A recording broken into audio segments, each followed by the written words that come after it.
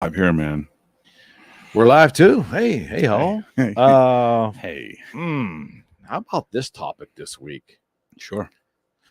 What is your thoughts on intuition? I have a lot of thoughts on intuition. The reason I ask is, yeah.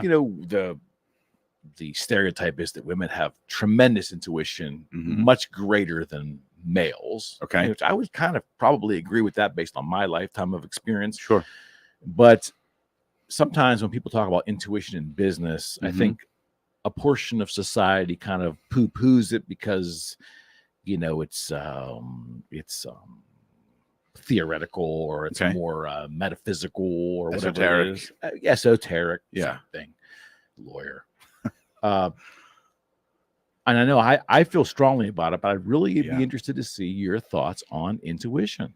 I mean, I use intuition daily. Like I'm an intuitive decision maker. I use logic and data to support. So I definitely approach problems differently. And I think you do. Honestly, I could say throughout my entire professional career, 99% of the decisions I make start with my intuition telling me something. Then I have to back it up with logic and data. So I've always I just have a gut feeling about something. Like if I look at just my career path, the stuff I've done, it's very non-traditional. Just the risks I've taken, just leaving corporate, just taking risks and jumping. It was my intuition telling me to do it. And then I always had the data to support it, or I felt like I had the ability to problem solve my way through it. But intuition is always leading me.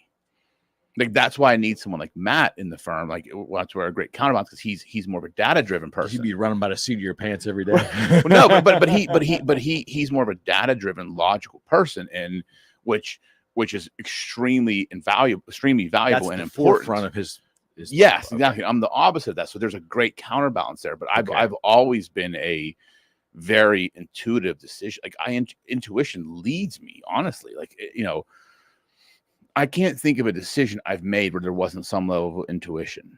I just get a feeling sometimes. Sometimes it caused me to move quickly. Sometimes it caused me to take pause. It caused me to do a lot of different things, but intuition is definitely at the forefront of my decision-making process. You think there's something in the way humans are made that we all have the ability to know when something is or is not right, but sometimes we just either don't pay attention to it, or sometimes we just intentionally tune out those feelings. Oh yeah, I think so. So yes and no. So I do think there are some people that are given a level of intuition that you can't explain.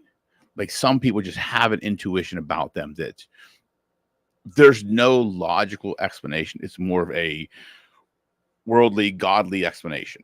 I do think we all have the ability to be intuitive if we listen.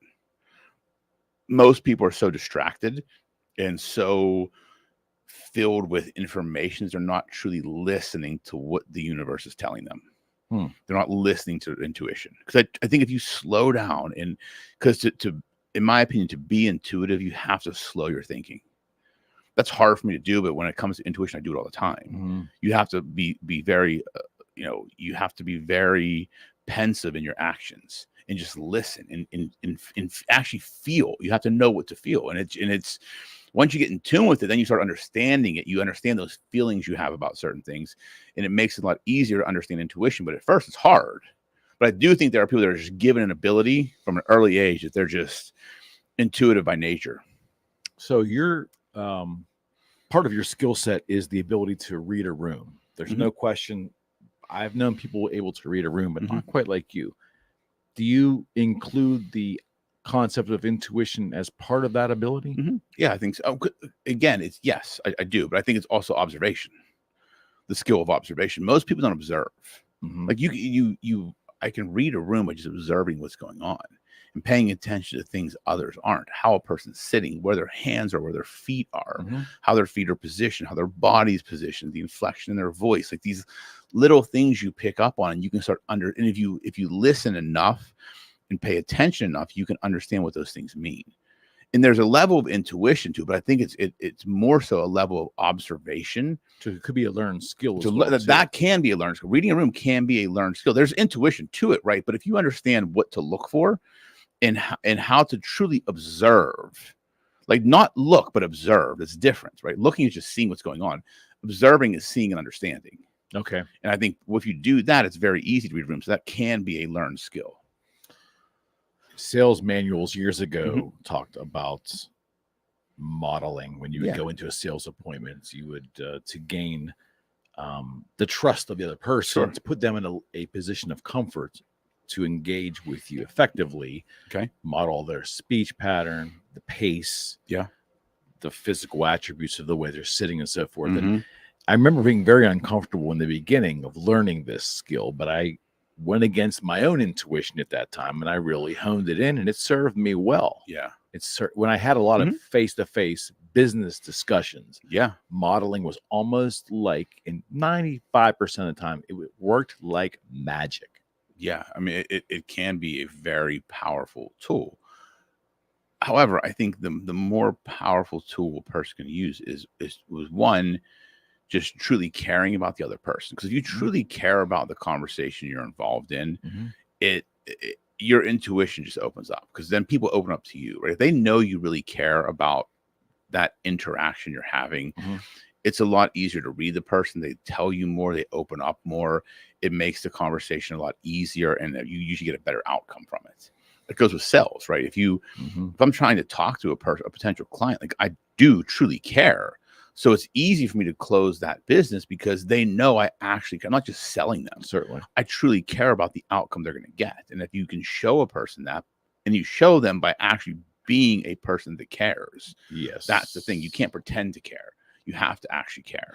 I remember early on for me that, let's say it was late in the day and I was my last appointment of the day, and I was tired, and I was maybe going to just mail this one in. By forcing myself to go into that modeling mode, oftentimes would readjust my thinking, because there was no escape. If you're fully doing modeling to give your potential customer comfort in that conversation, you are now engaged. It was a great way to I don't know, refocus, no matter how tired or maybe out of it I was at that moment. By modeling, it forced me to be thoroughly engaged and genuine, which I was, but to make sure I exhibit that. Yeah, and I think also engaging in active listening. That's the other thing people don't do. Yeah. To me, that's the hardest thing for people to do, because most people are listening to respond. Certainly. Active listening to me is listening to understand. Like, I want to understand what you're saying and why you're saying it. Right. So that takes active listening. Because if I was just listening to the words to think about how I'm going to respond, I may miss a lot of the nonverbal cues. But if I'm listening to truly understand why Eric is telling me this or saying this to me, I'm going to get a whole different context from that conversation. But you have to slow yourself down to do it. And you got to stop your brain from trying to think of a response and tell your brain, listen, pay attention, because that initial response is probably not the right one. I can watch people's faces when I love watching conversations when I know no one's actively listening. They're just listening to respond to one another. They're almost starting to talk when they think the other person is about to slow down. And they usually do it when they've already formulated their response. They break eye contact. If they're having eye contact with you, they'll break eye contact and they'll get glazed. I mean, it's like it's from person to person. It's almost the identical response every time. You see, because when the response comes to them, their eyes change. If you watch their eyes intently, really watch, and if you're speaking to them, and I've done this in conversation with people just to see if I was right, and you get to a point where I know they want to respond to it, and you watch their eyes kind of like either pupils dilate or they become like they're not paying attention anymore. They know exactly what they want to say. Exactly right. And it's just a totally different thing. And it's wild to watch. If you pay attention to it and you hone that skill over and over again, you'll be head and shoulders above most people in these type of interactions. Yeah. I mean, I don't know who the motivator was that gave this particular talk, but they reiterated what you just said. Their words were, when I see that they've lost eye contact because they're already preparing or immediately have derived on their response before I even finish my statement, I stop. Yeah. No, I know exactly what you mean. I've done that. I've done that in conversations. That's a tough skill set. I don't think I have that. I would love to learn that, because but basically he goes, and then he would continue to say, if they are somewhat still engaged, they get confused. You really put them. You can really trip somebody up that way. Or when you see that, you say, okay, go ahead. Like, I'll just stop there. Go ahead. I know you want to say something. Go ahead. Like, no. I was just gonna. I said, what? Just say what you were gonna say. Then I'll be like, that wasn't where I was going, but appreciate the information. Let's keep going. So, okay, it's a little sidebar, but it's so specific to what we're talking about. Okay. Where I saw a lot of this in my career was in the guitar business when I would get around a famous person. Okay. Now, I'm guilty too for being a fan, but a lot of times when I would watch a rock star meeting fans, because that happened a lot with what we did. We would go and the fan would get a chance to get their picture taken with them, maybe buy one of the guitars, and we were kind of like massaging that whole thing. But I got an interesting time once watching. It was Paul Stanley of Kiss, and I watched for a good hour. Fans come up, and every fan that got there wanted to tell the story to him about what he means to them. And this and that. And he would sometimes try to say, "How are you?" Or if there's a child with them, Paul would address the child, and oftentimes, you know, it was just so apparent that no matter how he tried to be genuine and have a genuine moment, the fan would steamroll them. Now that's kind of an extreme version, but that's the same thing. Like you're so ready to. That's why people don't have intuition. That's exactly right. But back to the beginning of the conversation. That's why people don't have intuition. Because to have intuition and hone it, you have to be listening and observing and slowing down, because you won't hear your intuition or feel it if you're always 100%. You know, fast to talk, fast to act. Like, you just got to get it out. Like, you're not paying. You're missing. So 85% of conversations are nonverbal. Right. Like, when you think about it, like, I feel like that's why I hate Zoom calls or phone calls, because you can't really read the person. You can a little bit if you understand voice and inflection in voices and when certain words are said a certain way. But and if you know the person, but seeing someone face to face is such a different way to read the person. 1,000,000%. So different. And it tie in though with that experience. I remember cognitively being aware that I need to, because I think early on, one of the first times I was in a room with him, I had a bunch of things to say, and we were talking about the design of the guitar. Oh, we could do this, and we could do this, and we could do this. And he went to interject, and I think I rolled over him, and he just quietly shut down. And I felt so bad at that moment, but I learned. I said, "Hey, he really wants to engage. He probably has insight that could really help me here." And I became a listener from that moment on, because I was embarrassed by my own blather. Yeah, which is very common. We all do it. When we get starstruck, we do that. Yep. But if you listen enough, it's amazing. And now every time I have met a musician that I've admired, Al Di Meola being the best, first thing he said, "Well, do you have something that you'd like us to sign?" And that last time, and I just looked at him and I paused and I said, "No." I said, "Just the fact that I get the chance to shake your hand and thank you for the music." And I waited for the response, and it was like amazing. I was having a conversation. Right. That's so different. With a famous person, not a moment. Not interaction. It's a conversation. No, and it comes natural the more you try. I mean, believe me, I didn't get it overnight, but and you can see them change. Yep. They'll offer more. Then the conversation started. Yeah. We got a couple extra minutes there with them. It's genuine. That's why. Right. It's genuine. 100%. People don't do that. I mean, think about the world we live in. It's not genuine. Yeah. Most people are putting up fronts. Most people are fake. Most people have these ulterior motives, and there's very few genuine people out there. But when you're around them, you know, and you can feel it. And I think, and again, that comes with intuition. And I think there's just so many pieces to it. And to your point, like that, everybody should strive to have genuine conversations, because they are completely different than anything you've ever experienced. Like a truly open, genuine conversation, not surface level. Hey, how's your day? Oh, good. The bullshit. Like, no, a true, like, actually listening, understanding, and conversing with one another. Like, that's a totally different ballgame. And anyone listening out there, here's a little tip. See, I'll give it to you free. Yeah. When you do, during the course of your life, meet somebody, a famous person, whether it's wherever, music, acting, business, if you thank them quietly for what they have given you, and then you shut up and let them respond, you'll have a better interaction as opposed to blathering on about what they mean to you. And you have this record and you saw them this time and you love this movie. engage Mhm. them, thank them, Yep. and then just let them respond. Exactly. You gave them a compliment, let them be reciprocal. Mhm. It works like athletes, works Yeah. like magic. Silence is wonderful in those situations. It's hard. It's hard. It's hard. For a It fan, is. it's very. It is I speak from very experience. It's very difficult. It's very hard. Very difficult. Okay, let me ask you this question. Okay. When you think back, let's just talk about your personal life now, and then we'll ask the same question in your business life. Okay.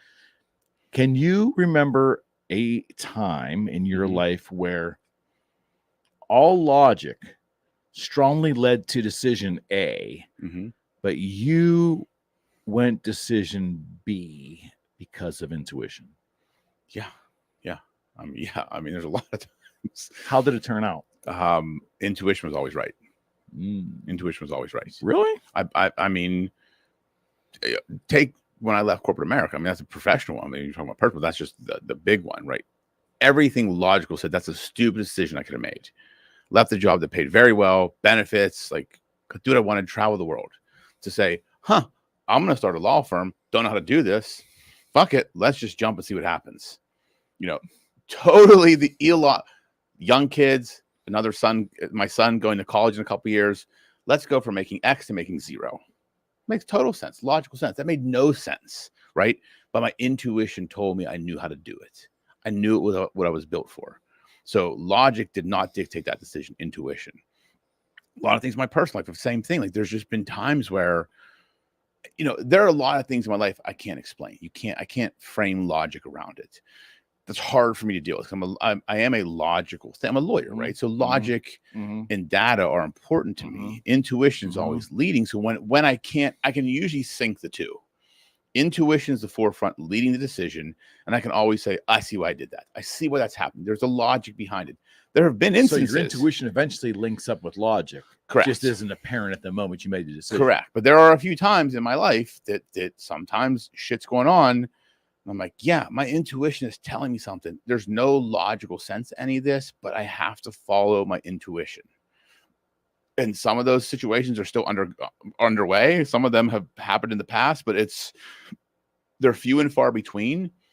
But in those situations, I'll still always follow my intuition because it's never steered me wrong. Never. No, there's not one time I can remember in my life where I made an intuitive decision that led to a bad result. I can remember a few times I went against my intuition and it turned out terribly wrong. Yeah, no, right, like 100%. Like if you go against that's why I think whether you believe in God or whatever you believe in, right? I'm religious. I believe in God, so I think there is a level of intuition that's guiding you. Sure, right? If you listen, right. You have to listen. Most people don't listen, no. But if because I do believe, like that's why I've never went against my intuition. My intuition made me do stupid shit too, but it all had a purpose. Looking back, in hindsight, linking things back together, it's like, it all makes sense when you look back on it. In the moment, it might not. Right. In the moment, you're like, what the fuck am I doing? Like, what? Why? None of this makes sense. But then when you look back, it could be a week, a month, a year, or 10 years, away. Looking back, you're like, I see why it all happened. The picture makes sense when you look at it in the rearview mirror. Okay, let's get specific for a second. Let's get there. Okay. Real specific. Okay. So, and you and I were friends at this time. We had known each other. We had done podcasts a year and 2 before this happened. Yeah. When the pandemic started, and we were told we had to stay home.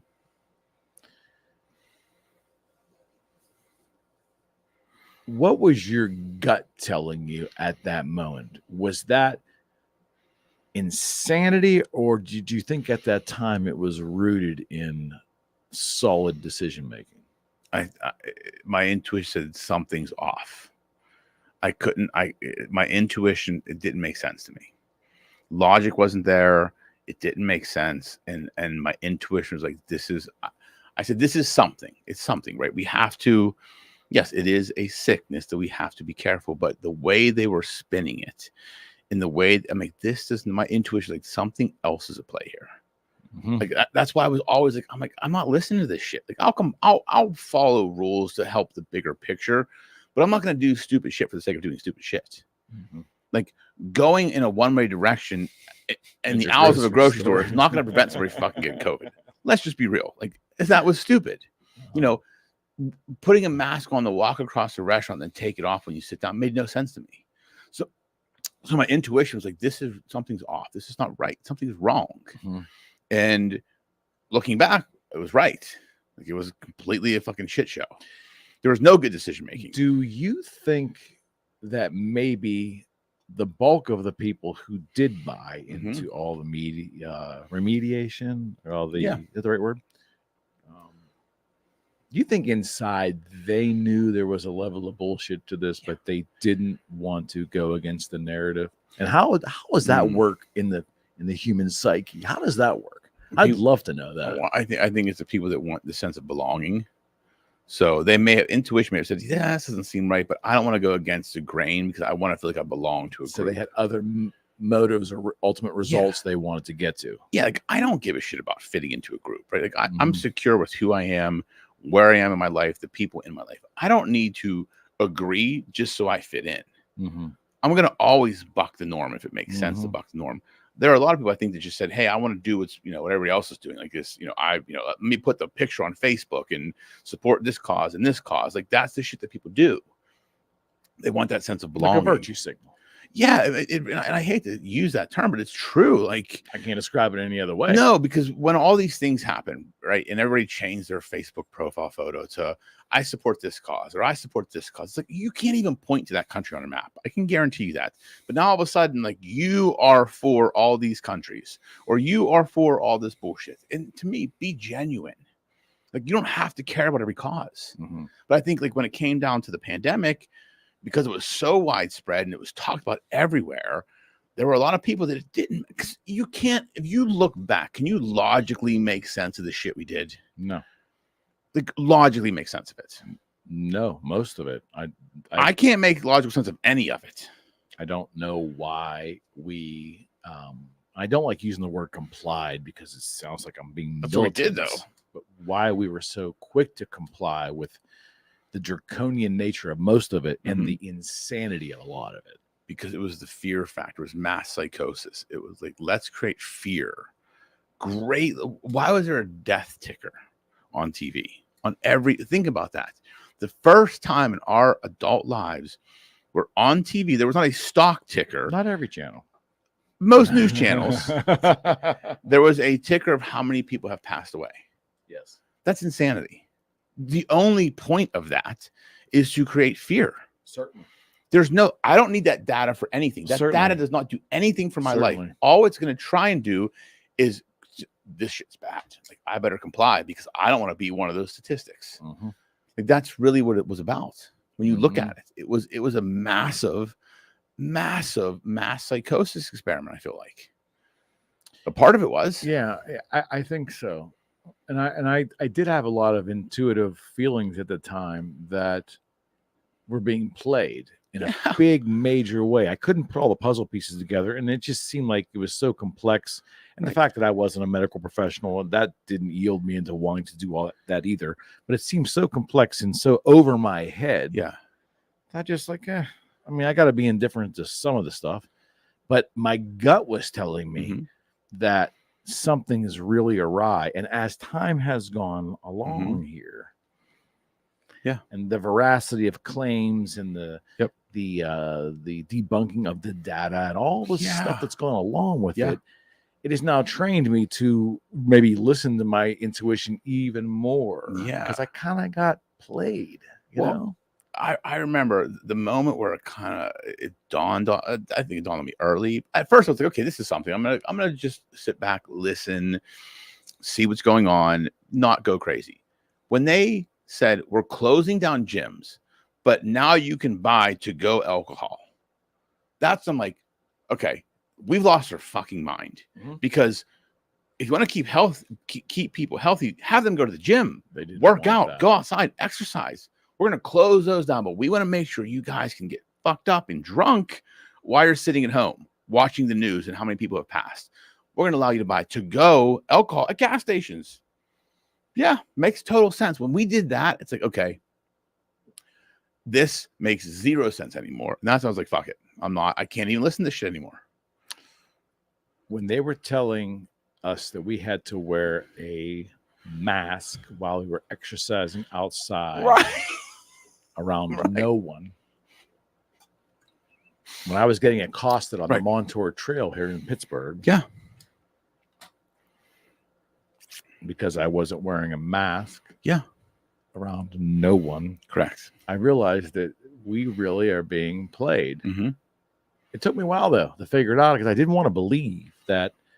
I really didn't want to believe that there was some forces at play that had, for lack of a better phrase, an evil intent in manipulation and control. And I didn't want to believe that. Purely about didn't control. Want to believe that. No one wanted to. No one wanted to believe that. But as time's gone on, and my intuition, I believe, was correct.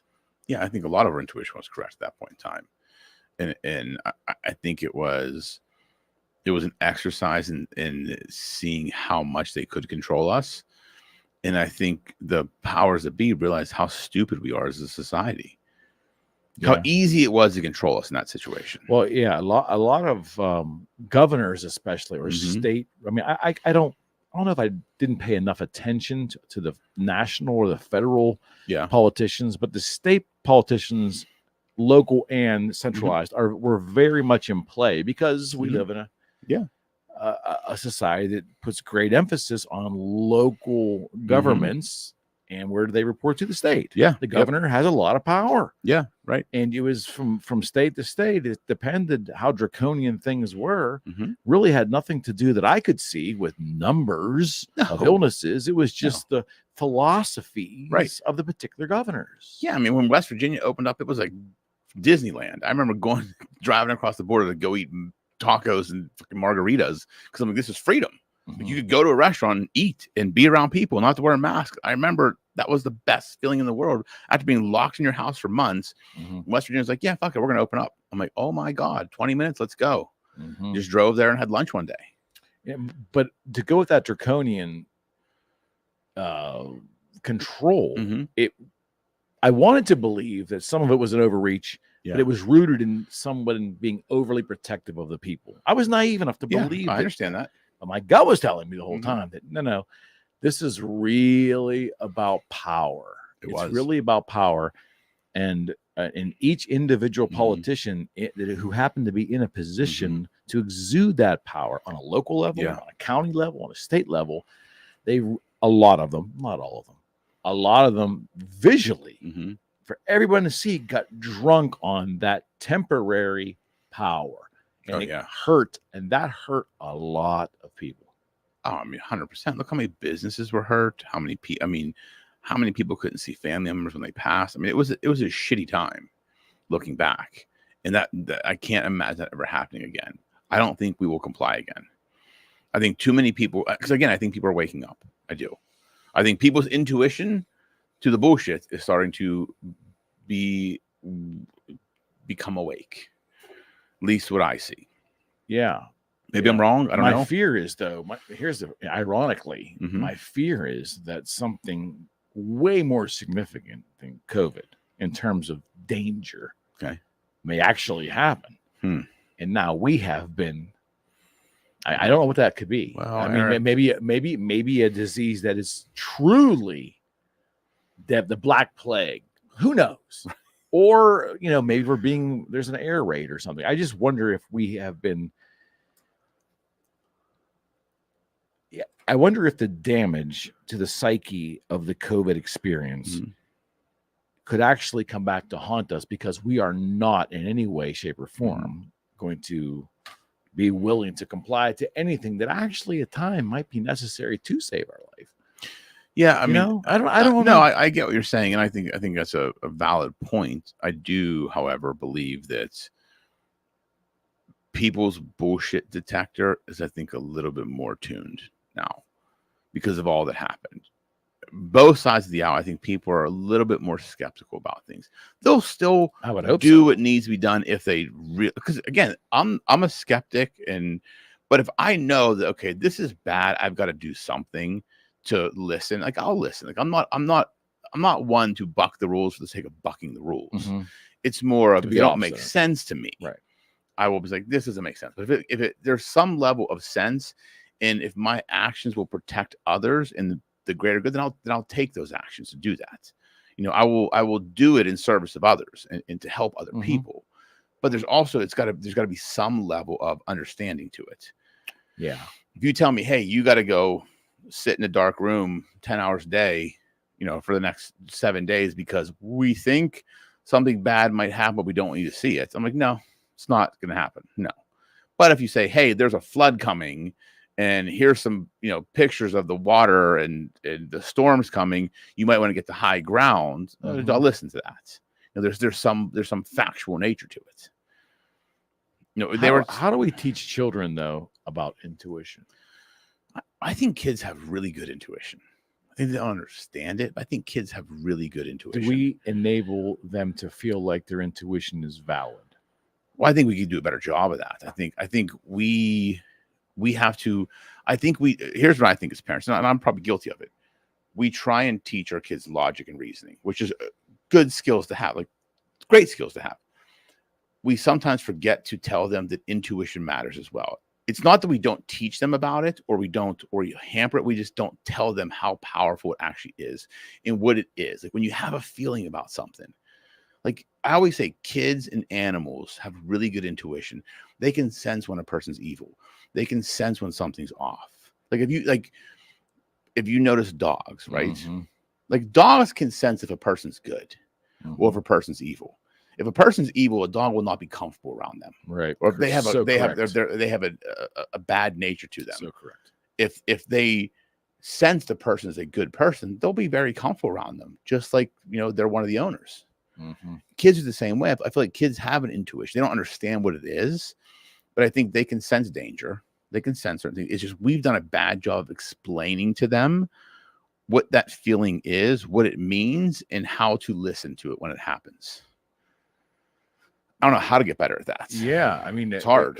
They don't have the same life experience to pull from. So no, that's why it's pure intuition. It's got to be more confusing for them. A lot more confused. Of course, but that's why I think it's that internal intuition they have, right? And as you get older, if you don't understand it, use it, or try and listen to it, it kind of falls by the wayside because you now start letting the world tell you what to think and do, and how to feel and how to react instead of listening to what's inside. Nothing was more devastating as a child than when you lay your trust in an adult and then something horrible with that adult happens, or they do something horrible and they ruin that trust because you question at a young age, you know, your ability to size up somebody else. Yeah. You know, Mm-hmm. but we all probably still do it as adults. I mean, when's the last time, you know, you don't have to be specific about naming people, but I mean, you know, you expected this kind of character. Yeah. And you were disappointed. I mean, it happens more often than not, definitely. I think because again, and maybe for me, sometimes I put higher expectations on people. Maybe that's my own fault, right? Because I'm an optimist by nature, right? I try and look at the world from a positive outlook.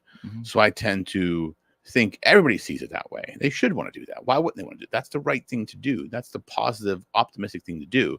And when they don't, it disappoints me. But meanwhile, I just need to think maybe that's just not them. They're not wired that way. They're more of a neutral thinker, or they don't care about the same thing. So it's something I wrestle with, definitely. Has it changed at all for you from the moment you left corporate America and started your own business? Meaning change in what way? I don't know. I mean, have you had different experiences about people letting you down character-wise? Oh yeah, absolutely. I think more so in corporate America. I think because corporate America is, you know, it's ripe for that. Luckily, with where I am now, I get to pick the people in my circle, and I'm like in corporate America, you don't pick your circle. Your circle is given to you. These are the people that we hired. You got to deal with them. Some of them are shitty people. Now I'm fortunate enough that I get to surround myself with the people I want to surround myself. Do people still let me down? Sure. But it's few and far between these days because I've made my circle so small and so tight. Sure. But it happens, right? And a lot of times I don't think it's intentional on their side. They just don't know how to do otherwise. Like, I think people get into this, I think people get let down by other people without understanding that it's not really a letdown. They just didn't know what else to do. Do you know what I mean? Okay. I'm expecting them to do this because I think everybody sees it that way. They're like, well, this is what I thought you expected me to do because that's all I know how to do. And so there's a big disconnect. Neither one is wrong. Sure. But I can't get mad and be disappointed when they didn't know what I expected. And they were only doing what they thought and what they knew.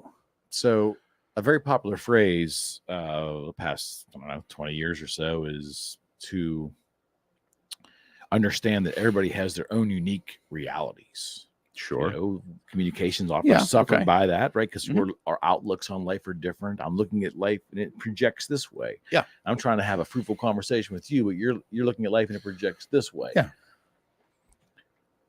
I understand the big picture of that, but at the same time, wouldn't you agree in certain circumstances, we're all in the same reality? Maybe. Oh, here we go. Let's assume for this conversation, we will assume we're all in the same physics reality. of it, we're all in the same Yes. reality. You're not. And sometimes it's too easy to give the out. Okay. That, well, we just have two different realities and they're just not meshing. Because I hear a lot of that. And I hear other people talk about that in corporate America. They talk about, it's agreeing being to disagree. used. Well, yeah, but also seeing the world differently. It's also, it can be used sometimes as an excuse. Of course. Yeah. I mean, but that's a bigger problem, right? That comes down to, we are at a point in time where people don't have to be accountable. Like, we are at a time in society where we tolerate a lot of that. We tolerate bullshit. We tolerate people not being accountable. We tolerate mediocrity. We tolerate average. We tolerate lazy. We tolerate all this bullshit. I don't know how we got here. We're here. It needs to change. And I think the people that don't tolerate that shit are going to be so far ahead of everybody else in 10 years. Because I think the world is shifting. We've tolerated it too long. And look what it's done. It's created this mass chaos in our society of a bunch of bullshit, of a bunch of shit people argue about that nobody knows why we're arguing. Right. People argue for causes. They can't even articulate where the cause came from. I love watching those videos where you have someone just challenging someone on issues, and they're like, and they tell them that the issue's from one party, but it's actually from the other, and they don't even know the origin, but they just agree because they want to be on the team. That's where we are. No one wants to critically think anymore, like we've said 1,000 times on this show. That's the issue. I think it's not good for society. I can tell you that, but I think it's shifting. Well, no, because it systematically dumbs down the societal narrative. How about that for a big combination of words? But if we're all operating from a more stupid way, it doesn't benefit anybody. No, was that movie Idiocracy? I think it was the one. It was like they had to give that guy the greatest movie award ever because he predicted where we are today. Exactly right. And I hate to say that because I have kids that are growing up in this world. Matt Judge? Who was it? I think it was Mike Judge. Yeah, I think it was. Mike Judge. Yeah. But it's true that we've tolerated it, and we've tolerated it because, unfortunately, our generation was afraid to speak up. So we enabled it. We enabled it because we don't want to be bothered. Like, we were just like, just leave us the fuck alone. Do your thing. As long as you don't bother us, be average, be mediocre. In generations coming up behind us, we did. We didn't have to strangle them into sensibilities. Yeah, now we have to. Yes. Now it's gotten to the point where we have to start doing that. Can we? That's the thing, because why can't we? Let me ask that question. Well, there's a portion of society that believes that we can't because it'll hurt feelings. Do feelings matter? To a portion of society, apparently it does. Why? I'm going to play this out. I don't know why feelings have been elevated to a very unproductive level the past decade. I'm not sure of that. I can't tell you're a shitty worker because it's going to hurt your feelings. As ridiculous as that sounds, I mean, just think about those words. I don't think you can. Well, I feel like I will, and I can't. Oh, I'm sure. Because if you're not performing to the level I want you to perform at, I don't care about your feelings. Perform. I didn't hire you to make you feel comfortable and good and have. I want you to be happy. I want you to love your job. I want you to crush it. But if you're not performing, it's my job to call you out on it. To say, hey, get your shit together. Yes, that's very logical to me. There's no entitlement to jobs, and that's the world that I remember. But in this world we're in now, not the entire world, but a portion of our society believes that they are entitled to their feelings 24/7, and whether it's work, it's social, wherever it is, and their world will operate around the complexities of their feelings. Yeah, again, that's a very egocentric viewpoint. Certainly. And I think that is one of the big problems we have right now is we need to understand the world does not revolve around you. I don't think the world revolves around me. And not to sound like an asshole, I could if I wanted to. I've put in the time, I've put in the effort, I've paid my dues to get to where I am. I was just saying this earlier today. I said, I work harder now than I ever have. I've been practicing law 21 years. I care more now than I probably ever did. I'm going to push myself harder now than I did 10 years ago. I'm not letting up. And I can let up if I wanted to, but I'm not going to. And I don't get my feelings hurt. Like I want criticized. I want told when I'm wrong. I want told when I fucked up because that's how I get better. Certainly. It's not about you can't hurt my feelings. Certainly. I mean, when was the last time your feelings were hurt? Think about it. I don't know. I can't remember. I don't either. I just don't care. No, because I don't care. I don't unless you are ahead of me in somewhere where I want to be. I don't give a shit what you say. Yeah. But if I don't want to trade places with you, don't give a shit what you say. I may listen to it. Sure. Maybe there's some facts in there that make sense. I don't care about your opinion. I'm not sounding like an asshole, but it doesn't. If you're not where I'm going, why should I care about what you think about how I'm doing it? 100%. 100%. But we get caught up in that too much. Well, we've given way too much value to everybody's whims. Yeah. And I would love to claim that I created this phrase, but I did not. It's a good one. And it's a pushback on everything that's happening today. And it goes something like this. It says, when the whims of a few put an undue burden on the many, we have a societal problem. That's exactly what we have right now. 100% right now, when you think about it. Because look at the issues we have, like on the fringe. Small portions of society that are, and it's whims. It's whims. It's pure whims. But they're causing so much strife for everybody else. And that's the problem. I think we need to just get back to normal. The longer this festers out, Rocco, normal starts to become the rule. The current becomes the normal. Yeah. Which is scary as shit. But I also think that it allows for the people that see it differently to excel even faster. Because the world needs the people that see it differently. Those are the movers and the shakers of the world. Those are the ones that get shit done. Those are the ones that build companies that make things in the world. When you think about how this country was built, it wasn't built by complainers. It wasn't built by people that had hurt feelings. It was built by people that came and grinded it out every single day to build it. They didn't stop like, oh, you said something to me, my feelings hurt, I'm not going to work today. I need a mental health day. I need a mental health break. You hear that now. It's like, okay, and not to sound like an asshole, because I get it. Like the mental health is a thing. But if you work in a job where it's not like that crazy and you say you need a mental health break, why? Like what else is going on? The problem isn't the job. Right. Exactly. With you. But they want to make it be like, I need a mental health break from the job. Well, why? Why? What's so hard about it? No, you're not working at the right spot. Right. That's the thing. But it's always, no one wants to take accountability. Like, hey, maybe you just aren't efficient. Maybe you just don't know what you're doing and get better skills. Like learn, like take time to actually practice what you do. That takes like ownership of one's being. Yes. We are very quick to use that as an excuse. Yes, and it's uncomfortable for a lot of people Yeah. to talk about that because they want to, but they are afraid of the vitriol from the few. Yes. The few have a very loud voice because we've let them.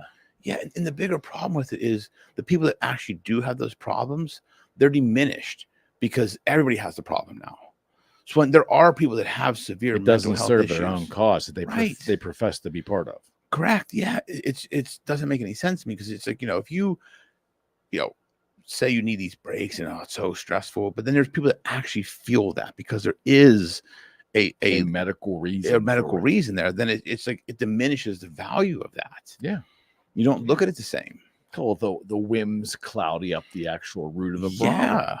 Yeah. I mean, and again, that's the problem with society, and it's so frustrating because I love this country. Like I think we have a great country, and there's so many great people here. And I think even the people that are on the whims, I think if they took a step back, like everybody kind of wants the same shit in this world. I would think. I mean, we want to help each other. We want to do good, but we don't want to be bothered too much. I don't want you to tell me what I have to do on a day-to-day basis. Just leave me alone. I'm good. But you have these people that are using these whims and these fringe issues as a way for them to grab power.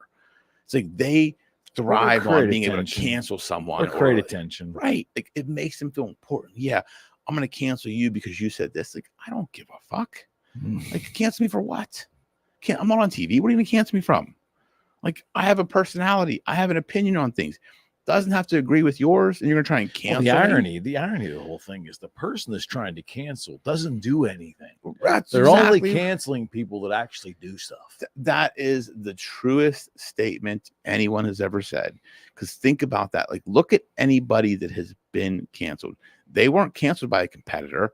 They weren't canceled by someone ahead of them. They were canceled by people that aren't doing anything. That what they're doing is canceling people. That's it.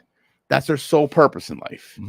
How about do something significant and you don't give a shit about this stuff? Right. And at that time, you can be evaluated by others. And maybe sometimes you might get a taste of your own medicine and realize, hey, it's not the right way to maneuver. Correct. Yes. I always used to say, don't say shit about the position until you're sitting in the chair. Certainly. Because people say, oh, it must be easy. It must be easy. It's like, no, it's the hardest. Absolutely. Where I am today is the hardest thing I've ever done in my life. And it's only going to get harder. It's not getting any easier. And so if people think they have it all figured out, I said, don't say anything until you're sitting in my chair. Like, it's so hard. And it's, I purely live to serve others. That's truly what I'm trying to do and build this firm for a bigger legacy and to give people jobs and to give people a place to go and something to be part of. And it's the hardest thing I've ever done. There's not a day that goes by where I come home like that was easy. It's a good day. It was an easy day. This whole year, every day's been hard. So I'll close it with this. There was, let me just say this. Yeah. To me, we talk a lot about on this show sophisticated thought, and oftentimes I get pushback from people because they are insecure. Yeah. With the definition of the word. Yeah. They take it personal. Sure. I don't know why, but I assume that comes with personal insecurity that a word makes you feel bad. Yeah. Okay. Right. Hear me out. Okay. I believe that the ultimate in sophisticated thinking when it comes to communication is the ability to self-examine before you speak about others. Oh, yeah. If you can effectively self-examine, and you've got at that moment, you still feel the need to speak about others' actions, and you self-examine that it makes sense to you, by all means. Sure. I'm going to guess most of the time, if you critically self-examine before you speak, you won't speak. Right. Most people don't do that. And that's the thing, because we're all flawed. I'm the most flawed person there is. So I'm not going to say shit about anybody else. Because again, it's like, what's the point of it? What's the point of throwing stones at someone? When you think about it, like if we break this down objectively, well, you're looking for a reaction. Right, but why? But that's the thing. You keep asking the questions, like why? Like why do you need a reaction from me? Why? What does it matter? What does my reaction matter to you? Well, it's probably rooted in jealousy, which that Okay. ties into rational insecurity. Yes. I think people also are bored getting Sure. a reaction out of the people, even a negative reaction. Okay. At least there's some kind of interaction in my life. Okay. So take both of those: being bored, and what was the other one? You said Jealousy and insecurity. So, it's a great combat to both of those. Positive action. Do something good, you won't be bored. Natural. Do something good, you won't be insecure. Correct. Instead, we just want to tear people down to bring them to our level so we feel like we're not alone. 1,000,000% right. It's like, no, just do something significant. Like, do something good. Just in this try. world. Yeah, just try and keep trying. You know, Yeah. I mean, the conversation really isn't even about the success. There's just a lack of trying. It's just engage in the process. I mean, That's it. we're not Do even one evaluating on success much anymore. We're looking at the landscape and no one's lifting a finger to try. No, That's the insanity. I think that's what really irks me the most is that, it's like I like yourself and like most in our generation really kind of grew up in an era where results mattered. Yeah. In the effectiveness of your life. Right. Wins and losses. Today, I'm not entirely sure in all areas that the results make a difference. And even in that flawed state, there still is a lack of effort to try. Yeah. And people, I don't get it. well, and people want the gold before they dig. I want to be paid $100,000 a year before I work like I make $100,000 a year. Like, that's how people think these days. There had to be some kind of societal trigger. And I don't think it was the pandemic.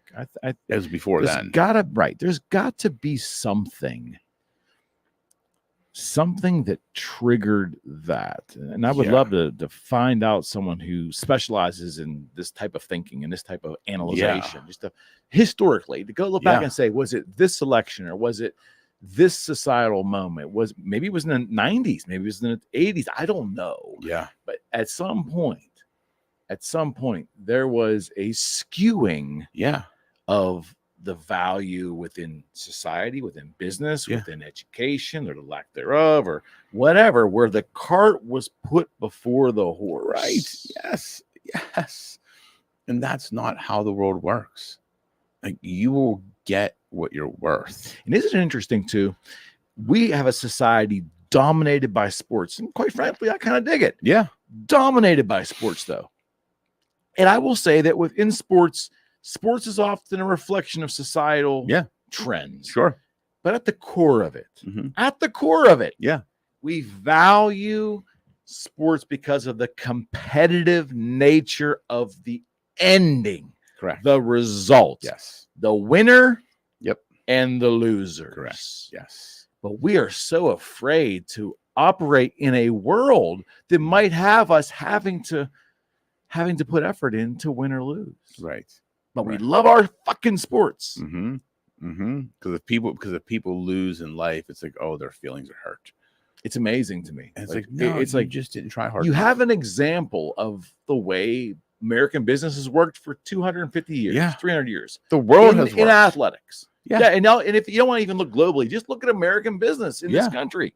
The competitive nature of American business, the way it works. The winner, sometimes plural, winners, and the losers. Yes. And there's all different grades and elements of winning and losing. I get it. Thank goodness there is. Yeah. But we have that example in the thing we love the most, our sports. Yet we are so afraid to apply the principle of that to our regular life. No, people need to truly understand that competition creates competence and confidence. Like, without competition, right?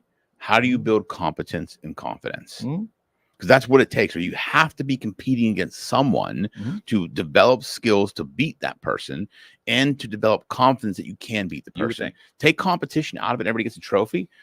Like, no, who's competent? If we're all getting trophies, I can just walk up to the plate, not swing a fucking bat, and I'm going to get a first place trophy because I'm here. In that scenario you just gave, what ultimately happens is you have you've got a absence of excellence then. Yeah. You know, operating in a world with an absence of excellence. We can't tell quality from non-quality. Right. I mean, that's a scary place to be. I don't ever want to be there. Scary place. I don't ever want to be there, dude. I can't take average. Average is bullshit. All right. We started out with intuition and we solved the rest of societal's competitive all problems. the problems are done. We solved them all. All right, buddy. On Until Tuesday next week. night. Next week we're planning to go Wednesday, Wednesday, right? yeah, Wednesday, and I'll get a message out, but to all of y'all, and thank you for the kind feedback. Definitely appreciate it. We got a nice little loyal audience out there. It's pretty interesting. And we appreciate it. Yes. All right, cool. friends, we're out.